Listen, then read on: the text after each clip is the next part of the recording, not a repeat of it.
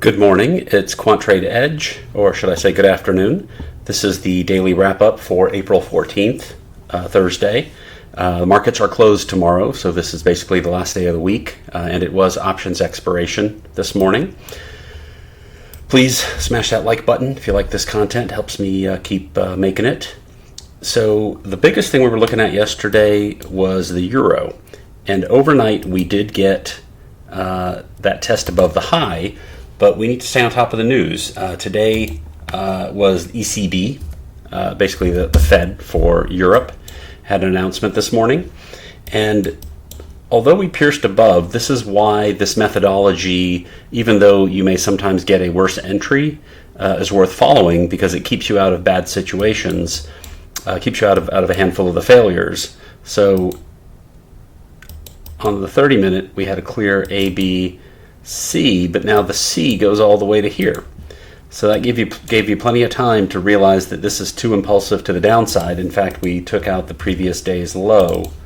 So it's a complete no-go at this point, and we got saved on that. Now, options expiration is special.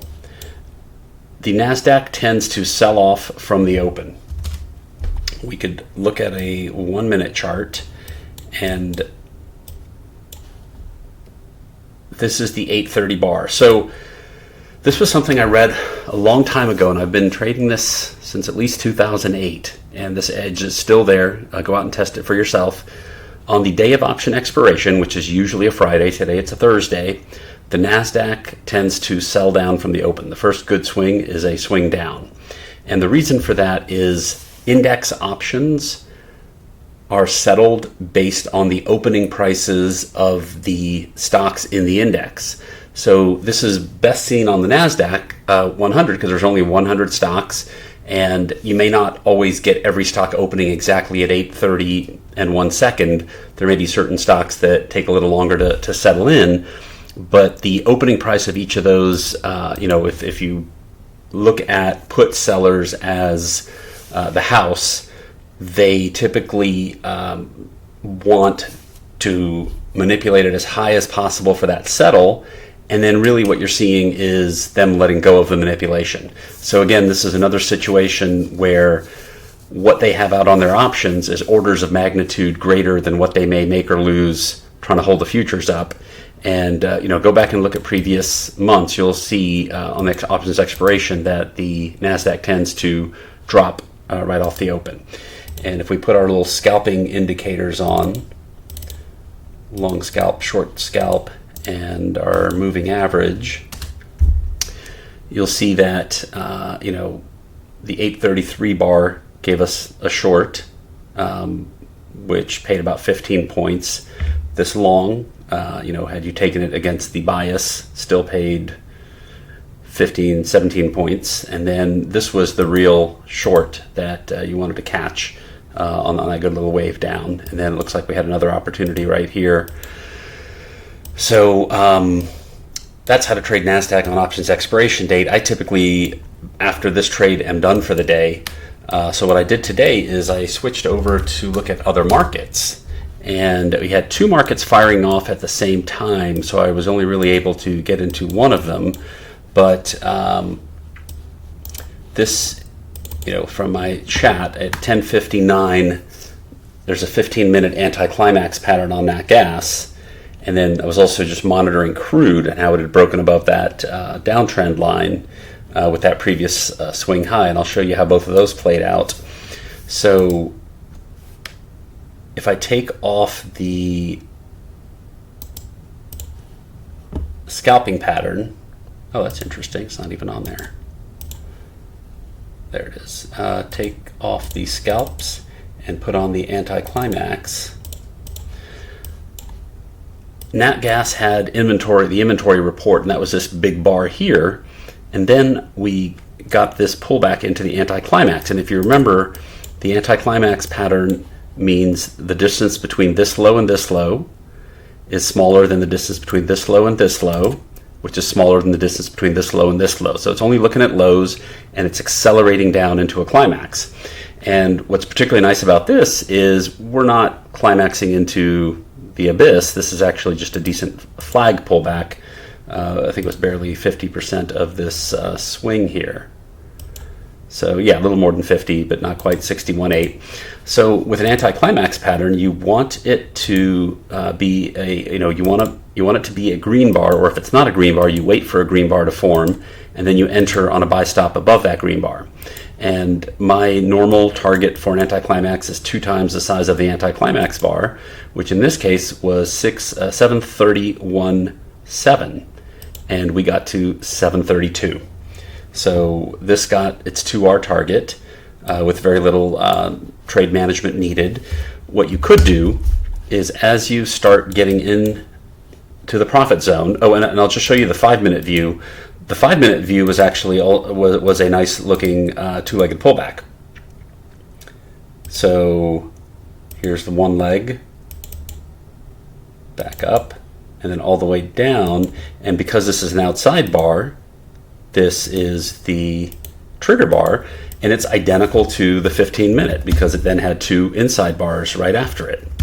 So arguably, if this is your 5-minute bar, you could go for 4x on that, and gosh, the way things are looking, you may even get it. But it's a holiday. Things are slower. I'm treating it like a Friday, where I'd just rather take the sure money and go. And something else that was interesting to note on this is we don't have a lot of chart points to go from because we haven't been this high before, especially on a May contract. This little spike happened on an expiration of the December contract. So December natural gas is very different than May natural gas, but it's pretty much all we have here, 7.346, and we got to 7.322. And if you take it all the way back to 2008, that's the last time we had prices this high. And if you remember, 2008 was when crude oil had spiked to $150 or something like that in a July. Was that July? Yeah, June, end of June.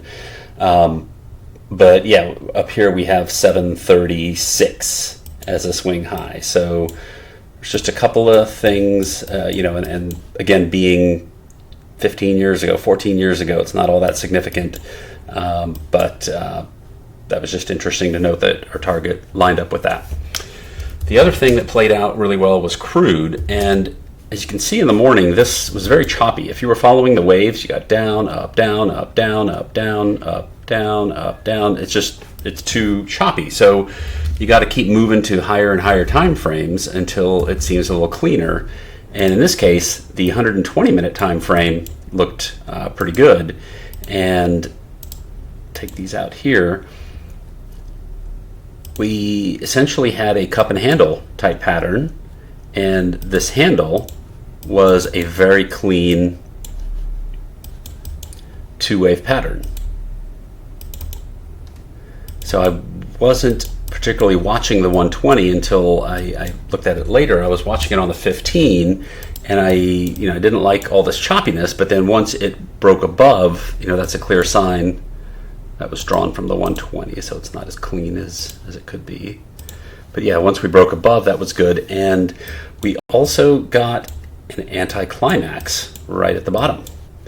This happened 8 a.m., so right after the pit open. And with this anticlimax pattern, you would typically go for 4R. And in the most aggressive method, you would have hit that 4R ahead of the 105.53. I think it was 105.27. If you waited for the red bar top to be taken out and used that, then it had to go a little bit further to, I believe, 106 and change. So either way, it handily hit 4R no matter how you entered it.